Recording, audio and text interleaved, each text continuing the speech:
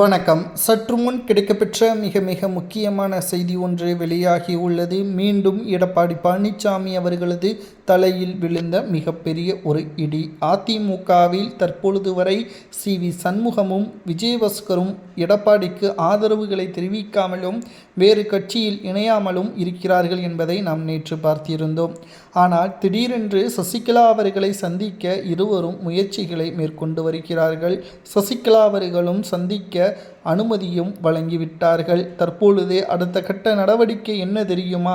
அதிமுகவின் செயற்குழு பொதுக்குழுவை உடனடியாக கூட்டுவதற்கான ஏற்பாடுகளையும் அந்த இடத்தில் எடப்பாடிக்கு எதிரான தீர்மானங்களை நிர்வாகிகள் கொடுக்க வேண்டும் என்பதுதான் இவர்களது திட்டம்.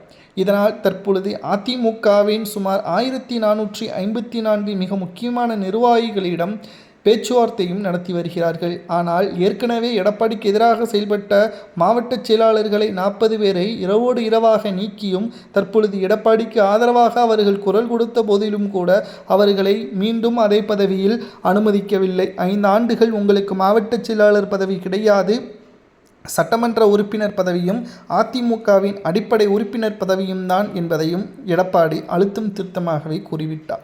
மீண்டும் எடப்பாடியை எதிர்த்து கேள்வி கேட்டு இப்பொழுது இருக்கக்கூடிய அந்த பதவியும் பறிபோகிவிடுமே என்ற ஒரு அச்சமும் தற்பொழுது நிர்வாகிகளுக்கு இருக்கிறது. ஆனால் சி.வி. சண்முகமும் விஜயபாஸ்கரும் என்ன கூறியுள்ளார்கள் தெரியுமா?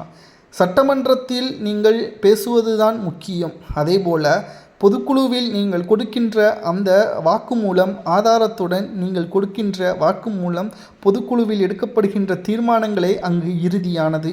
இதனால் நிச்சயம் ஒவ்வொரு மாவட்ட செயலாளர்கள், மாஜி நிர்வாகிகள், கிளை நிர்வாகிகள் அனைவரும் ஒரே நேரத்தில் எடப்பாடிக்கு எதிராக பொதுக்குழுவில் உங்களது கருத்துக்களை பதிவு செய்தால் அங்கு எடப்பாடியின் பொதுச் செயலாளர் பதவியே பறிபோகும். இதுதான் மிக மிக முக்கியமானது.